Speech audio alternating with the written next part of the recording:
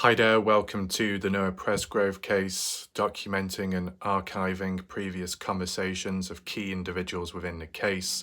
This is a personal video I wanted to do just because it was annoying me for some time when I was trying to find it, and once I finally got a hold of it, I wanted to document in a specific individual titled as well, hence why I'm making it right now. It's just to put it out there so other people can see it. I did reach out to some of the viewers saying, yeah, I'm sure I did a video about it. I'm sure I've documented it. And I kept looking through all of my videos and I just couldn't find it. It was so damn annoying, but it's okay now. Is it major in the case? Well, there's an important component within, and I'll show it to you very shortly. But just to put it in brief, it's to do with Kaden Pressy, one of the party goers, and Noah Presgrove, when Noah approached Kaden in terms of wanting to go back home. Now, you know, Kaden isn't the only one. There was supposedly other party goers as well. You know, Carter Combs' name has popped up, supposedly giving people lifts back home, but not Noah Presgrove. Is that because of some kind of tension, awkwardness, to do with after the shower and wanting to sleep in a bedroom? Possibly. She wants to distance herself from Noah, maybe. Who knows? As for other party goers, as it was referenced, Noah asked a handful of people. I've not heard of any other names besides Kaden and Carter Combs. So if anyone can list any of the other named party goers in which Noah approached, that'd be appreciated. You can leave that down below. In addition, another important point I just wanted to bring up is when I did my previous Kaden Pressy video, whichever one it was, the mother of Kaden Pressy, known as Alicia Lee, reached out and left comments on my channel. Ever since, she's deleted her comments. A little bit odd, right? But it is what it is. One of the comments I remember roughly, not word for word, but roughly what Alicia Lee, the mother of Kaden Pressy, was saying was, huh? I've not heard that. I don't remember hearing that. Where did you hear that from, Warlike Ref? And this was in relation to do with the point I was putting across at the time, but I didn't include the screenshot of it to back it up, to do with Kaden Pressy rejecting Noah Presgrove, turning down the offer in which Noah approached Kaden and said, can you take me home? And Kaden said, I can't, drunk a bit too much, don't want to get in trouble with police, I'm not able to, okay? It's understandable. It is responsible of Kaden to do that and to be safe and protect Noah as well, so there's no drunk driving, I get it, but it was just an event that occurred and I was simply making a reference to it at the time without the screenshot, and the mother of Kaden Pressy was a bit confused by it. Maybe she did remember it in the end or found it out another way, but nevertheless, I'm doing this video right now to archive, document, and show it to you because I had difficulty finding it previously. Let's make it easier to find now. As you can see on screen, this is from Facebook within a comment section of a post, which may be Kaden Pressy's own post, as it says author. But I'll just read it all out to you in order. This was 3 weeks ago, so some time has passed by.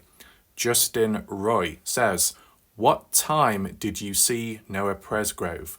Also, how long before you left to go see Noah? Did Jack ever mention a fishing trip? If he woke you up at 5:15 in the morning on Monday to go see Noah, why would Jack still text his dad at 5:53 about going fishing? Did Noah ask you for a ride home that night? If so, at what time? And Kaden Pressy responds saying, Noah Presgrove did ask me for a ride home, but didn't say the reason, in which I told him I can't take him because I was drinking earlier and didn't want to get in trouble if we got pulled over, and I honestly can't remember when he asked me. Oh, okay. But it would have been around or before 3 in the morning, because at 3 a.m. onwards, that's when Kaden Pressy said he went to sleep. So roughly you can kind of work backwards before that. So it could still apply to early hours of the morning of Monday, September 4th, Labour Day, right? And if before that, or the day before that, depending what some people have said in the background, like Jasmine Millan and I think Sarah Long about Noah wandering off for whatever reason, then being found by friends, brought back to the house. Was this like a slow build-up of Noah wanting to leave? He tried walking away to catch a breath, to take a break by himself, didn't quite work. Then he just wanted to go for sure, but he needed someone to drive him back. So that being the case, Noah was consciously aware up to a certain point that he wanted to leave for whatever reason. Kaden can't remember. Or no, Kaden said Noah didn't explain as to why, which is kind of interesting. You would have thought an explanation could have been given, right? If he really wanted to go, but who knows, maybe Noah had to keep it to himself, depending. But for Noah to be consciously aware that he needs a ride back, despite being drunk himself, he can still think and is aware, common sense, I can't be walking that distance, 42 miles back home in the dark along a highway. Not possible at all. I need a lift back. I got one to the party on Sunday. I need one back.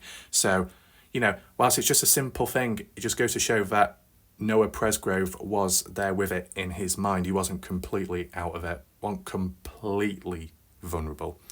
But once that offer was turned down by Kaden here because of drinking earlier on, which is understandable as well, was it after this or before when Noah reached out to Carter Combs and supposedly other party goers? By reaching about and asking multiple people, it shows maybe a form of determination, a form of desperation in wanting to leave but needing somebody to take you back. So in that moment, that situation on that day, that night, early hours of the morning of Monday, Noah Presgrove was dependent on other people in terms of being driven back home. And because of asking multiple different people and even walking away from the party supposedly in between, and most definitely, well, not most definitely, but from the looks of it, around 3:30, actually just giving up and walking away as if it's like, you know what, people have turned me down, no one's going to drive me back, screw it, I'm going to walk instead. It just shows that you could argue and say Noah is determined, or maybe Noah is desperate to get away. Did he want to leave, or did he need to leave? What's the exact reason? And is there any link in terms of emotions and feelings, such as on the Saturday when Noah left then? Was it because he needed to, or because he wanted to? You get what I'm saying? So that's what we got there. Was there anything else to analyse?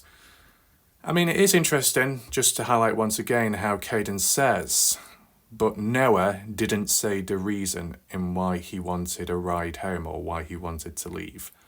Is there a chance that if Noah explained why and gave a proper reason, would it have changed the outcome? Maybe not. But would Kaden Pressy have been able to reveal more to the general public to provide a better insight? Yes, but that doesn't fall on Kaden Pressy. It's just that Noah didn't explain the reason.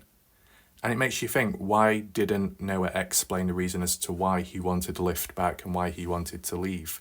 If he was determined to ask as many people as possible for a lift back, and he looked up to Kaden and was hoping for a different outcome depending the order, by maybe explaining it would help. Unless Noah felt by explaining it, it could endanger him more. It could cause further trouble with others in the background. Makes you think. What else is there? Kaden below does say, I don't want to say anything bad about Jack Newton in case they had nothing to do with it. I don't want to run any names into the ground, but that whole 553 thing makes no sense to me. And yes, I do remember Jack saying something about going fishing, but me personally, if I just got off of a 3-day bender, I wouldn't be waking up at 5 a.m. to go fishing. Fair enough. So, yeah, the interesting link here, because it just so happens to do with a later video. 553, text messages, fishing trip, There's still unfinished business with that. I'm going to be doing some kind of comparison with two different points of views and how they kind of contradict one another. That will be coming later today at whatever time. Be on the lookout for it. And yeah, hopefully you found this video of some value. Feel free to like and share to spread more awareness of the case and this video coverage. And, I just wanted to make this as clear as possible so it's archived and we can always refer back to it and find it more easily with key specific words, of course, and even the thumbnail too. If you didn't quite catch up on my previous videos, the I symbol top right corner of the screen will have the playlist of all my coverage on the case, including a separate link to the video I did last night. It is a long one. It's quite an in-depth discussion where people have been calling out that so-called expert in the background due to the cause of death of Noah Presgrove and the thoughts given there.